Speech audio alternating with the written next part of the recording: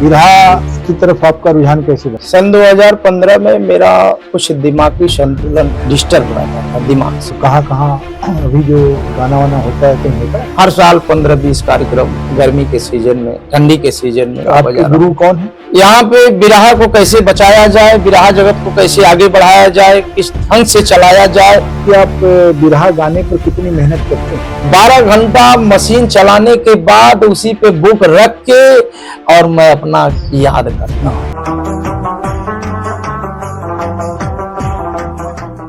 जिस जगह हम बैठे हुए हैं वहां अपने जीवन काल में पद्मश्री हीरालाल जी का आगमन इतनी बार हो चुका है और इतने लोगों का आशीर्वाद उनका मिल चुका है कि बहुत सारे लोग उनके पद चिन्हों पर चल रहे हैं।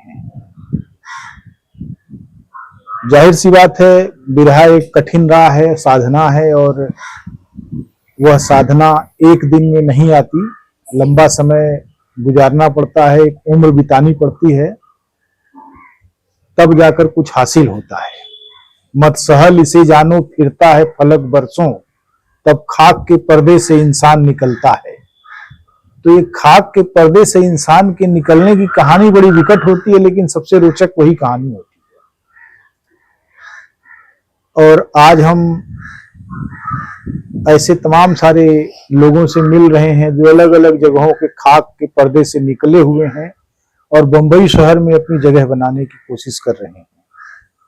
उनमें से एक हैं हीरालाल यादव, जो पूर्वांचल की धरती से बंबई के जन अरण्य में आ गए हैं, आजीविका कमाते हुए यहाँ वे विरहा में अपनी जगह बनाने की कोशिश कर रहे हैं। तो हीरालाल जी, आपका स्वागत है। धन्यवाद सर। आप किस जगह से आए हैं जहां आपका जन्म हुआ था और पढ़ाई लिखाई आपकी कहाँ हुई? सर, हमारा जन्म उत्तर प्रदेश के अंदर जौनपुर जिला, ग्राम सभा निकरोजपुर, थाना बक्सा, ब्लॉक चिकराड़ा से मिलान करता हूँ।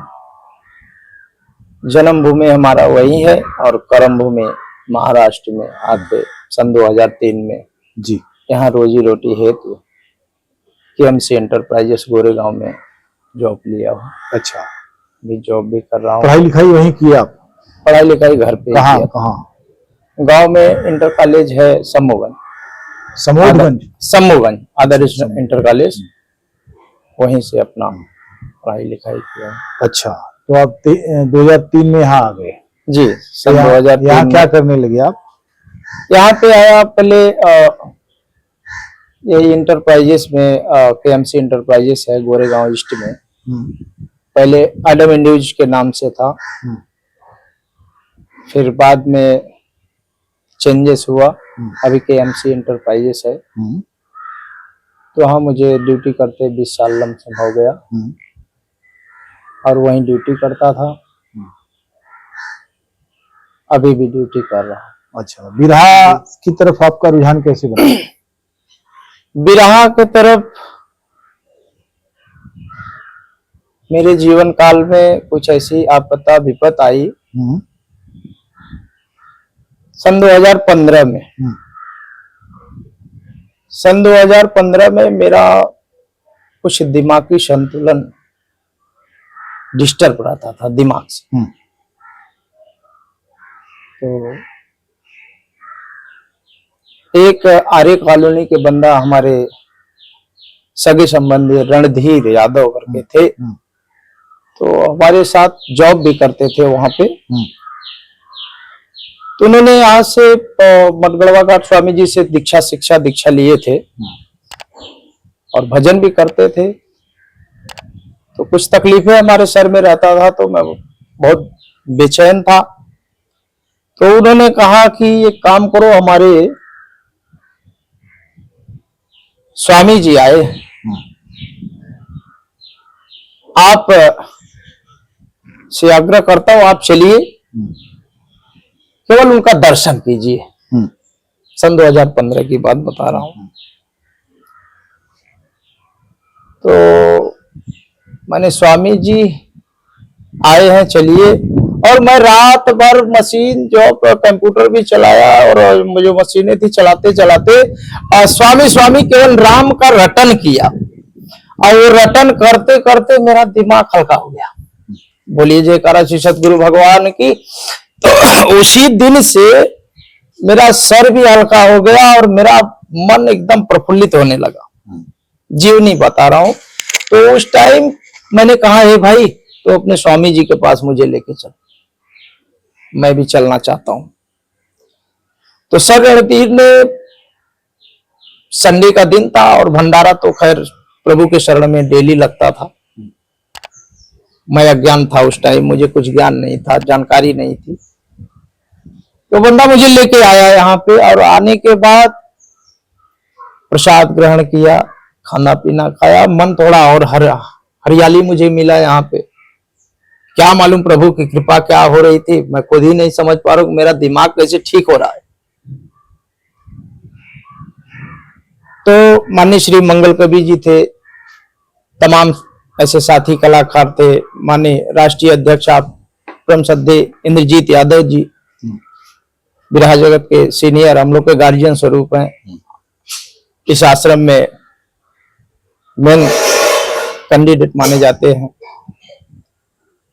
जिसमें कि ज्ञानी यादव कलाकार हमारे अखाड़े से मिलान करते हैं, वो भी थे, प्रमोद लाल थे, कई ऐसे कलाकार थे बड़े बड़े जो कि उस समय सब बैठे हुए थे। तो मैं भी उस भजन में आके केवल सुनने लगा। मेरे को इतना मन प्रफुल्लित हुआ कि उस भजन को वहां बैठ के मैं सुनने लगा, और सुनते सुनते मुझे प्रभु की ऐसी माया हो गई कि मैं डेली आने लगा। जब इस दरबार में मैं डेली आने लगा, बैठ बैठ के केवल भजन सुनता था। 1 महीना हमारे सरकार जी रहते हैं, तो वहां भजन सुनते सुनते थोड़ा बहुत जिज्ञासा हुई, मैं टेरी बोलने लगा, मैं भी बजाने गाने लगा। तो कुछ ऐसा प्रभु की कृपा हुई, टेरी बोलते बोलते 1 साल तो ऐसा ही गया, मेरा दिमाग भी कुछ ठीक हो गया। दूसरे साल सन 2016 में जब प्रभु जी फिर से आगमन हुआ महाराष्ट्र की धरती पे 1 महीने भंडारा में, तो मुझे फिर जिज्ञासा हुआ। तो हर महीने में भंडारा में देखिए, जब से गाने बजाने लगा तब से प्रभु के शरण में बल्कि नहीं आ पा रहा हूं, जब से प्रोग्राम अटेंड करने लगा, मालिक क्षमा करेंगे। तो सन 2016 में जब प्रभु जी आए तो फिर से आया, तो सब लोग बैठे रहते थे। कुछ लोग भी ऐसे भी मुझे बोले कि गवैया का स्थान है, चलो चलो हटो तो मुझे हटना भी पड़ता था। तो मन में थोड़ा गलानी कि प्रभु मेरा दिमाग भी ठीक कर रहे हैं और मेरी मन गाने की जिज्ञासा भी है, कैसे पूरा होगी। आस लगी थी, एक आस। तो सरकार सबको उठाते थे, सब माथा टेकते थे। तो एक दिन ऐसे मेरे मन में आया, मैं भी गया, माथा टेक लिया।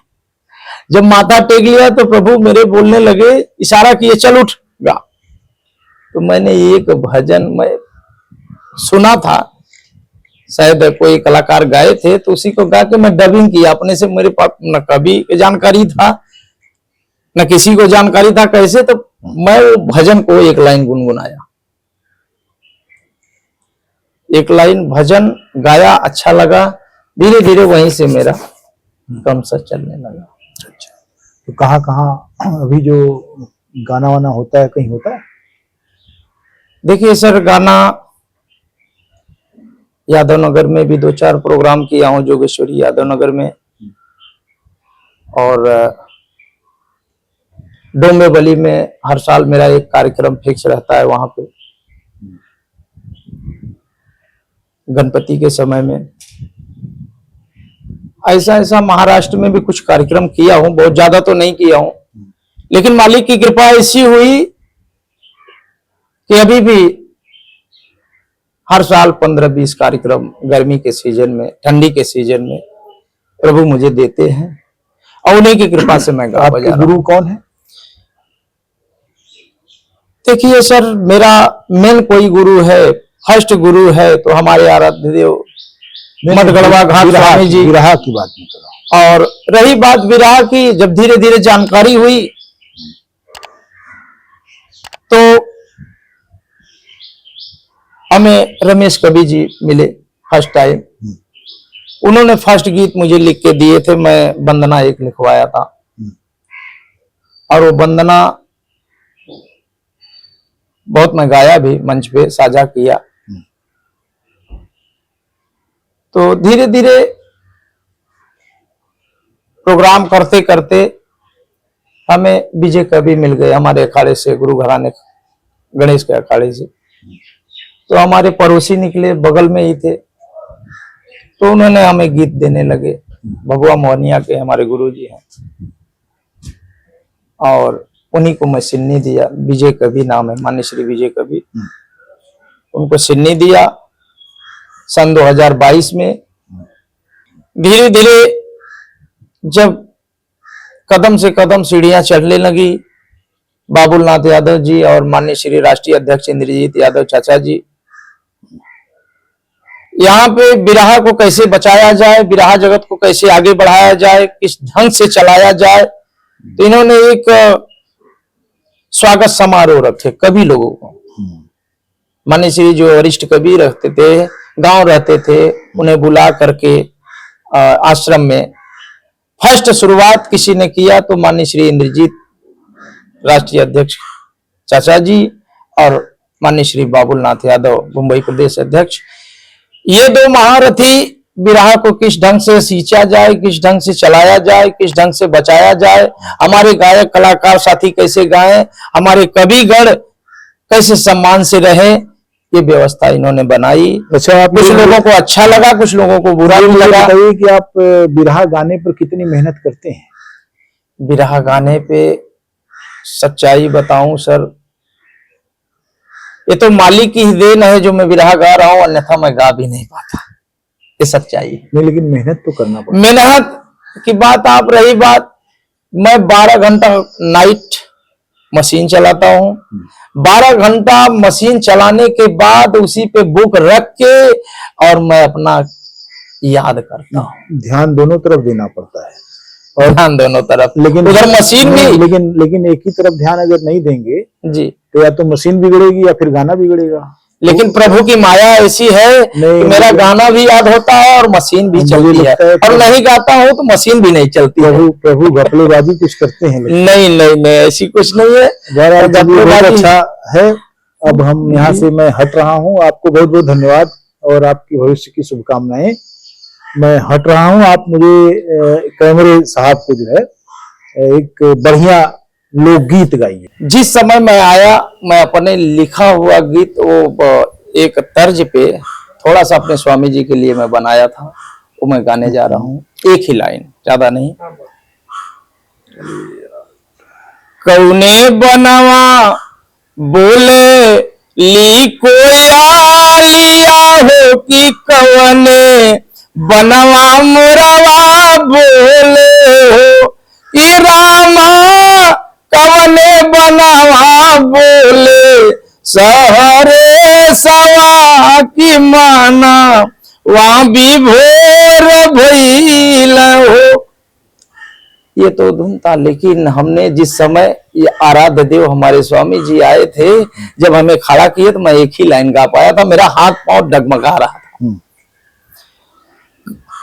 कि वृंदा बनवा बोले ली कोयलिया हो कि मठ गड़वा घाट मुरवा बोले हो मोरी बहिनी मोरे रामा दामुना घर बोले स्वामी हमारा हो कि माना वहां भी भोर भइल हो कि मोरे रामा दामुना घर बोले स्वामी हमारा हो कि माना वहां भी भोर भइल